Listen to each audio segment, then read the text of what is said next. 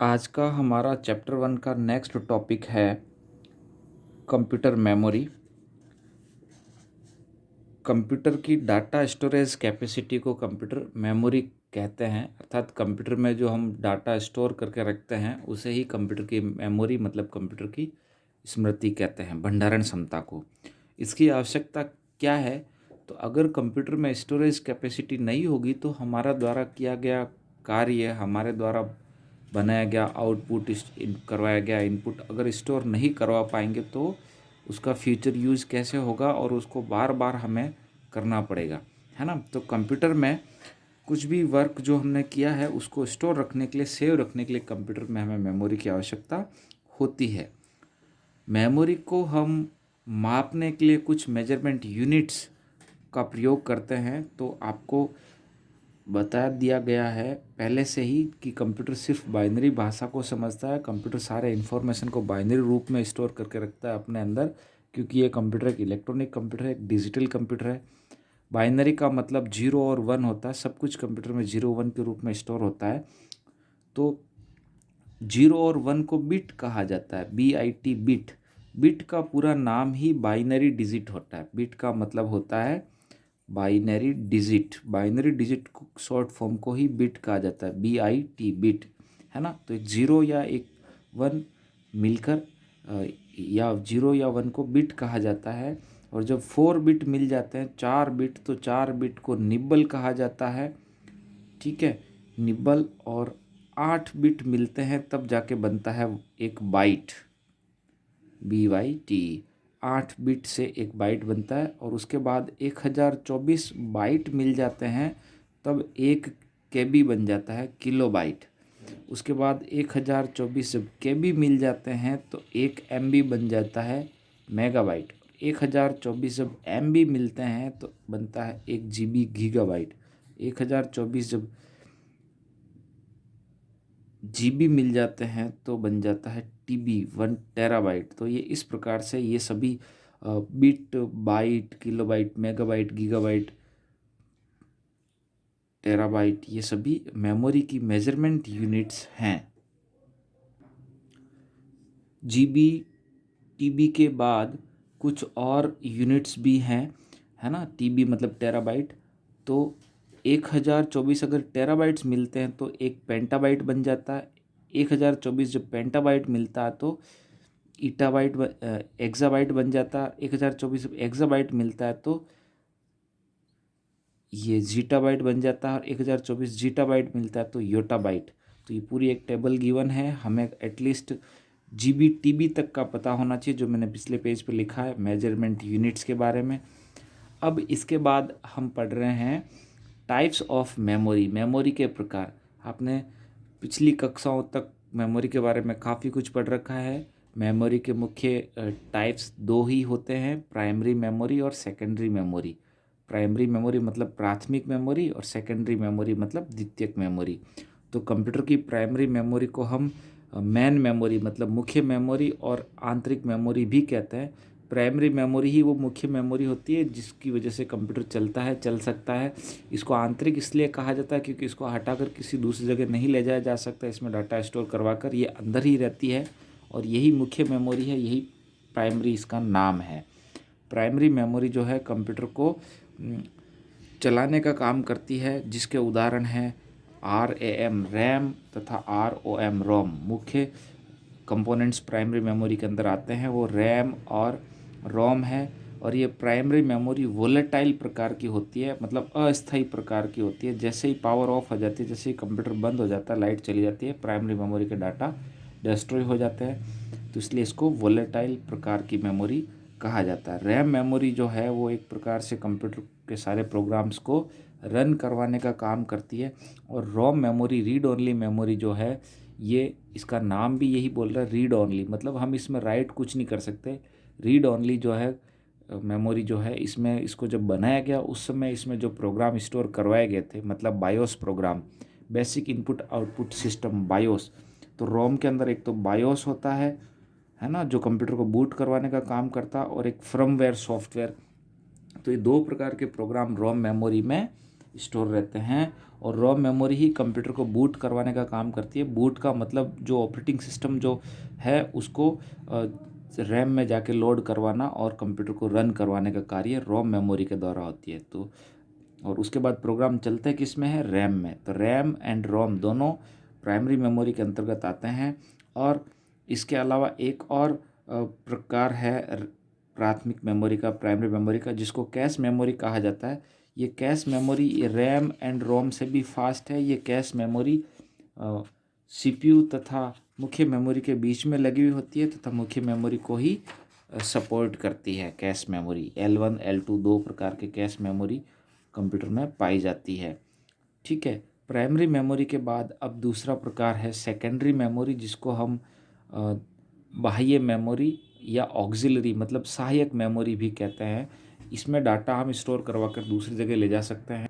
इसमें डाटा को स्टोर करवा कर हम एक जगह से एक कंप्यूटर से दूसरे कंप्यूटर में ले जा सकते हैं। इसका नाम द्वितीयक मेमोरी है।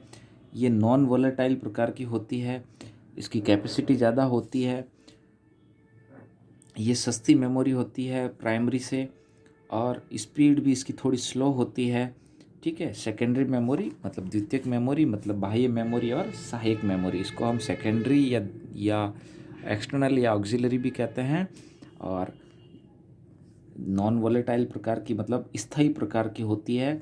स्पीड थोड़ी सी प्राइमरी के कंपैरिजन में कम होती है, स्लो होती है, एंड ये थोड़ी सस्ती होती है, चीप होती है उससे, बट ये इसकी स्टोरेज कैपेसिटी बहुत ज़्यादा होती है। हमारे सारे प्रोग्राम और फाइलें जो भी हम स्टोर करते हैं, हमारा डाटा जो भी है वो एक फ़ाइल के रूप में जो भी है कंप्यूटर के अंदर, वो सेकेंडरी मेमोरी में होता है, मतलब हार्ड डिस्क में होता है। हार्ड डिस्क सेकेंडरी मेमोरी का पार्ट होता है ना। आप देख सकते हैं pen drive, hard disk, CD DVD या मेमोरी कार्ड या मैग्नेटिक टैप, है ना, या एसएसडी हार्ड डिस्क, ये सभी सेकेंडरी मेमोरी के पार्ट होते हैं। एसएसडी हार्ड डिस्क आजकल ज़्यादा चलन में आ गई हैं। जो पहले जो हार्ड डिस्क होती थी, हार्ड डिस्क ड्राइव एचएचडी, उससे थोड़ी फास्ट है, और सारे प्रोग्राम्स जो मुख्य प्रोग्राम्स होते हैं वो आजकल एसएसडी में स्टोर करवाए जाते हैं। तो ये फास्ट डाटा ट्रांसफ़र के लिए जानी जाती है हार्ड डिस्क के कंपैरिजन में एसएसडी हार्ड डिस्क। इसके बाद अब हमारा नेक्स्ट टॉपिक आता है मेमोरी के बाद, डाटा ट्रांसफ़र बिटवीन मेमोरी और सीपीयू। सीपीयू और मेमोरी के बीच में डाटा का कैसे आदान प्रदान होता है उसके बारे में हम बात कर रहे हैं। तो यहाँ पर मुख्य रूप से बात की जाएगी सिस्टम बस। सिस्टम बस क्या होती है और सिस्टम बस में कौन कौन सी बसेज आती है। देखिए, एक्चुअल में कंप्यूटर में जो डाटा ट्रांसफ़र होता है विभिन्न कंपोनेंट्स के बीच में, वो वायर्स, तारों के द्वारा होता है। फिजिकल वायर्स तारों के बीच में होता है, और उन वायर को ही, तार को ही हम बस कहते हैं। और ये बस जो है, ये बसेस जो है, ये तीन प्रकार की होती हैं। इन तीन प्रकार की बसेस को मिलाकर सिस्टम बस कहा जाता है। तो पहली है डाटा बस। बस आर थ्री टाइप्स। पहली होती है डाटा बस, दूसरी होती है आपकी एड्रेस बस, और तीसरी होती है डाटा बस, एड्रेस बस, और एक यहाँ पर तीसरी है जो सिग्नल्स का ट्रांसफ़र करती है, उसका नाम है कंट्रोल बस। डाटा बस, एड्रेस बस और कंट्रोल बस, तीन प्रकार की बसेज होती है और इनको मिलाकर सिस्टम बस कहा जाता है। तो डाटा बस विभिन्न कंपोनेंट्स के बीच में डाटा को ट्रांसफ़र करवाने का काम करती है। एड्रेस बस जो सीपीयू और मुख्य मेमोरी के बीच में मेमोरी लोकेशंस मतलब एड्रेसेस को स्टोर करती है, ट्रांसफ़र करती है। और कंट्रोल बस जो है विभिन्न कंपोनेंट्स के बीच में जो कंट्रोल सिग्नल्स का प्रवाह है उनका कार्य करती है, वो है कंट्रोल बस। और इनको मिलाकर कलेक्टिवली हम जो मिलाकर तीनों बसेस को कहते हैं वो है सिस्टम बस। अगर प्रश्न ये आता है सिस्टम बस से आप क्या समझते हैं, तो आप वहाँ पर बता सकते हैं कि कंप्यूटर में डाटा विभिन्न तारों के द्वारा एक कंपोनेंट से दूसरे कंप्यूटर में आदान प्रदान होता है। उन तारों को हम बस कहते हैं, और ये बस तीन प्रकार की होती है। डाटा बस डाटा का आदान प्रदान करवाती है। एड्रेस बस जो है वो कंप्यूटर के विभिन्न कंपोनेंट्स के बीच में मेमोरी एड्रेसेस को आदान प्रदान करवाती है। और तीसरी जो कंट्रोल बस होती है वो कंट्रोल सिग्नल्स को का प्रवाह को नियंत्रित करती है। और इन तीनों प्रकार की बसेस को मिलाकर हम सिस्टम बस कहते हैं। तो ये एक तरीका होता है कंप्यूटर में सीपीयू और मेमोरी के बीच में डाटा का आदान प्रदान। ठीक है, नेक्स्ट टॉपिक अब आता है माइक्रो प्रोसेसर। हम जानते हैं कि माइक्रो प्रोसेसर जो है वो कंप्यूटर का मुख्य भाग है ना। माइक्रो प्रोसेसर ही कंप्यूटर में सारा प्रोसेसिंग के लिए ज़िम्मेदार होता है, ये सीपीयू ही होता है। और अलग अलग प्रकार के माइक्रो प्रोसेसर होता है, लेकिन ये काफ़ी बड़ा टॉपिक है और हमारे सिलेबस से अभी रिड्यूस किया हुआ है, सिलेबस तो हटाया हुआ है। दूसरा, डाटा और इन्फॉर्मेशन भी हमारे यहाँ से हटाया हुआ है, तो हम इनको छोड़ते हुए नेक्स्ट अब हमारा टॉपिक जो हम पढ़ेंगे वो है सीधा सॉफ्टवेयर। अब हमारा टॉपिक रहेगा नेक्स्ट सॉफ्टवेयर। सॉफ्टवेयर किसी भी कंप्यूटर सिस्टम का महत्वपूर्ण भाग होता है। सॉफ्टवेयर एक प्रोग्राम या प्रोग्राम्स का समूह होता है जिसका फिजिकल एग्जिस्टेंस तो नहीं होता है, अर्थात हम उसको टच नहीं कर सकते, बट हम उसको यूज़ करते हैं और हमारे किसी न किसी पर्टिकुलर टास्क के लिए वो काम आते हैं। सॉफ्टवेयर जो है वो हार्डवेयर जो है वो बिना सॉफ्टवेयर के यूज़लेस होता है। किसी भी हार्डवेयर में जब तक एक सॉफ्टवेयर वर्क नहीं करता है तब तक वो हार्डवेयर यूज़ भी नहीं किया जा सकता। एंड हार्डवेयर एंड सॉफ्टवेयर मिलकर ही एक कंप्यूटर सिस्टम का निर्माण करते हैं, है ना। सॉफ्टवेयर इंस्ट्रक्शंस का सेट होता है और ये सॉफ्टवेयर जो है ये भी दो प्रकार के होते हैं। इनको तीन प्रकार के भी डिवाइड किए जाते हैं कुछ जगहों पर। मेन दो प्रकार है, वो है सिस्टम सॉफ्टवेयर और एप्लीकेशन सॉफ्टवेयर। कोई भी सॉफ्टवेयर किसी विशेष कार्य के लिए ही बनाया हुआ होता है ना। और सॉफ्टवेयर जो है, हम सिलेबस के अकॉर्डिंग सॉफ्टवेयर को तीन कैटेगरी में डिवाइड कर रहे हैं: सिस्टम सॉफ्टवेयर, प्रोग्रामिंग टूल्स और एप्लीकेशन सॉफ्टवेयर, है ना। सिस्टम सॉफ्टवेयर वो सॉफ्टवेयर हैं जिनके बिना आपका सिस्टम चल ही नहीं सकता, अर्थात कंप्यूटर को ऑपरेट करवाने का काम, कंप्यूटर को चलाने का काम जो है वो सिस्टम सॉफ्टवेयर का होता है। और सिस्टम सॉफ्टवेयर का सबसे बड़ा उदाहरण जो है वो ऑपरेटिंग सिस्टम ही होता है। उसके अलावा कुछ यूटिलिटी प्रोग्राम्स और कुछ डिवाइस ड्राइवर इत्यादि भी सिस्टम सॉफ्टवेयर के उदाहरणों में आते हैं। ऑपरेटिंग सिस्टम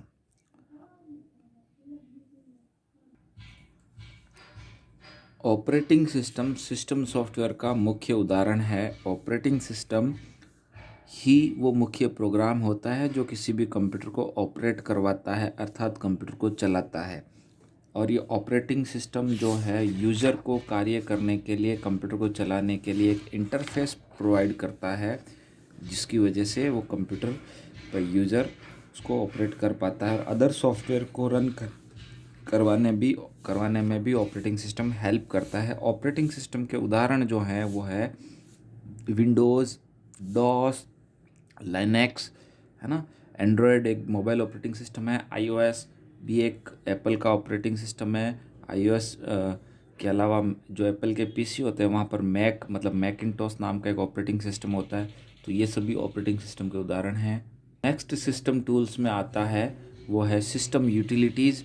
सिस्टम यूटिलिटीज़ मतलब एंटीवायरस प्रोग्राम हो गया, डिस्क क्लीनअप हो गया, डिस्क डिफ्रैगमेंटर हो गया, सिस्टम रीस्टोर हो गया। तो ये कुछ ऐसे सिस्टम यूटिलिटीज़ प्रोग्राम हैं जो सिस्टम में रिपेयर और मेंटेनेंस और परफॉर्मेंस को बढ़ाने का कार्य या कॉन्फ़िगरेशन का कार्य करते हैं।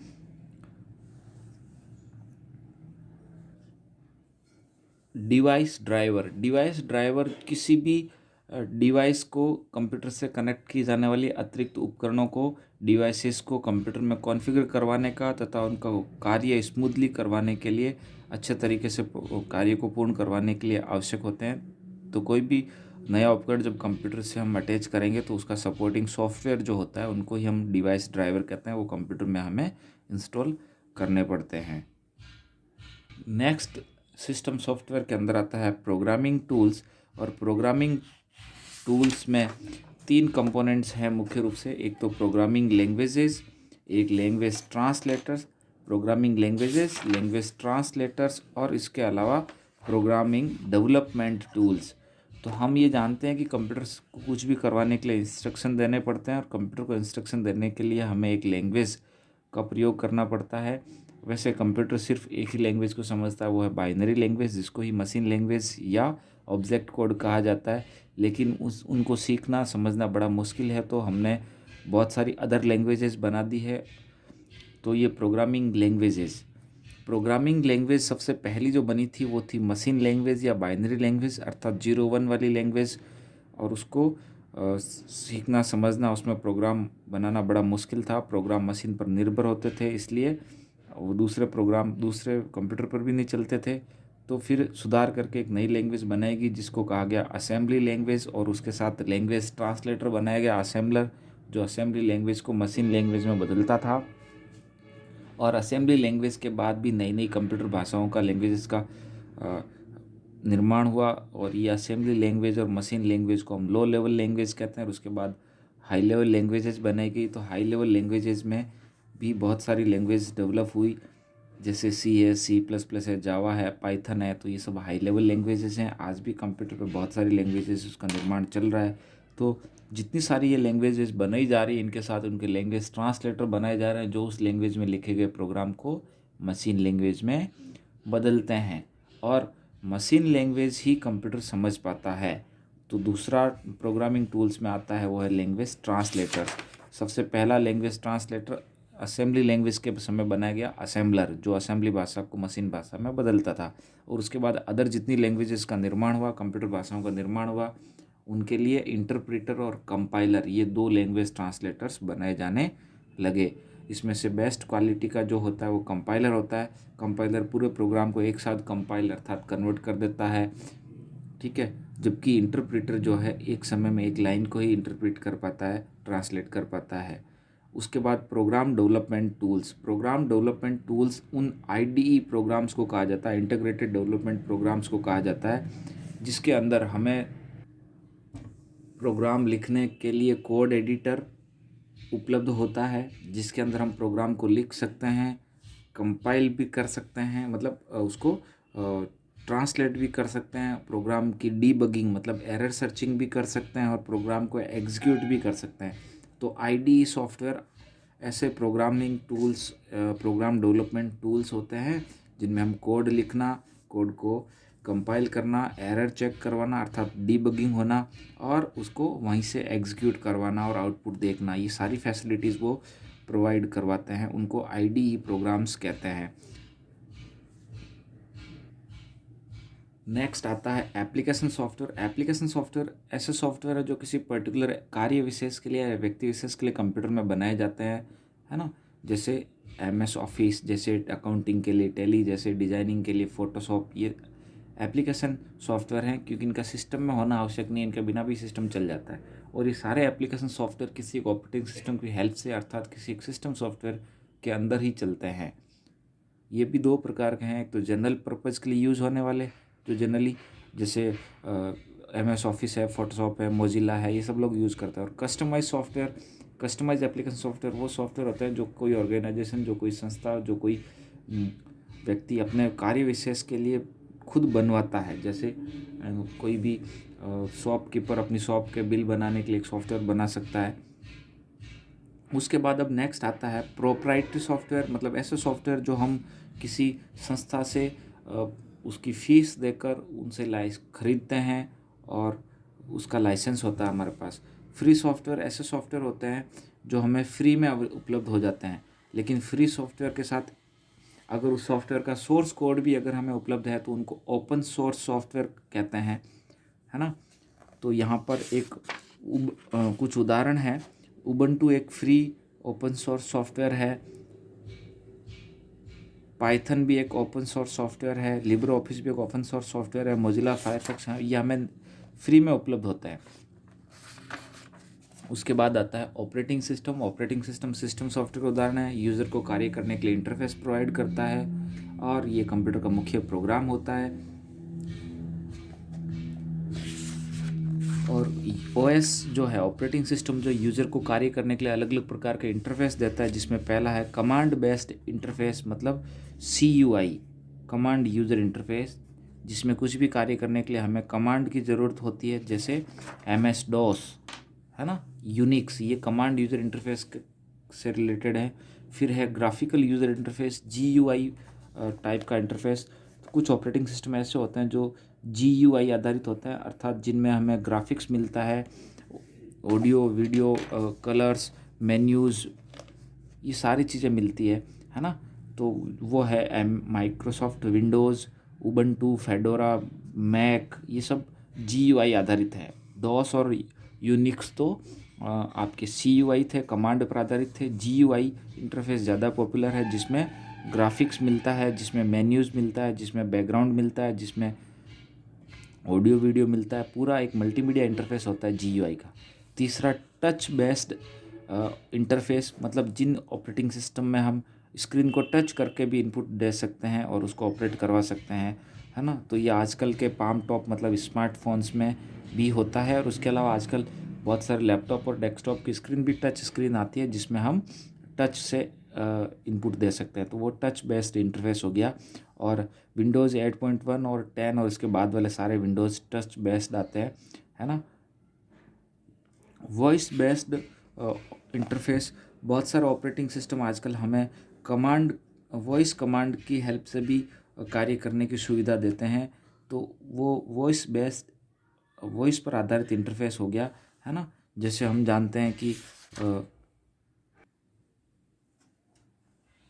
जानते हैं कि एप्पल मोबाइल में एक iOS में सिरी नाम का एक सॉफ्टवेयर होता है जो वॉइस कमांड को एक्सेप्ट करता है। गूगल में एंड्रॉयड मोबाइल में गूगल नाउ होता है ना। माइक्रोसॉफ्ट विंडोज़ में भी कॉर्टाना होता है। तो इस प्रकार से ये वॉइस कमांड की हेल्प से भी हम इनपुट दे सकते हैं, सिस्टम को ऑपरेट कर सकते हैं। तो वॉइस पर आधारित इंटरफेस। और एक होता है आजकल चलता है गेस्चर बेस्ड इंटरफेस। गेस्चर पर आधारित इंटरफेस एक ऐसा इंटरफेस होता है जो आइज़ मोशंस को या कुछ हाथ के इशारों से समझकर, है ना, झुकने का आशय भी समझता है। तो इस प्रकार से वो इनपुट को ले लेता है ना। वो गेस्चर वाला इंटरफेस कहलाता है। मतलब आँख का झपकना, हाथ का मूव होना, झुकना तो या हिलना, इनसे इनपुट लेता है गेस्चर पर आधारित ऑपरेटिंग सिस्टम। अब आता है ऑपरेटिंग सिस्टम के कार्य। तो ऑपरेटिंग सिस्टम 4 प्रकार के मुख्य कार्य करता है। सारे प्रोसेस को मैनेज करता है, मेमोरी को मैनेज करता है, फाइल सिस्टम को मैनेज करता है और डिवाइसेस को मैनेज करता है। तो ऑपरेटिंग सिस्टम मुख्य रूप से 4 प्रकार के कार्य करता है। तो इस प्रकार से आपका ये चैप्टर 1 जो है पूरा थियोरेटिकल चैप्टर है, जिसका नाम था कंप्यूटर सिस्टम। और इस चैप्टर को हम 2 वीडियो में कंप्लीट कर रहे हैं। मैं आपको इसका PDF नोट्स भी साथ में दे रहा हूँ। उसको दिए गए PDF नोट्स का ध्यान से आप पढ़ाई करना और बुक में भी देखना, नोट्स बनाएंगे आप लोग।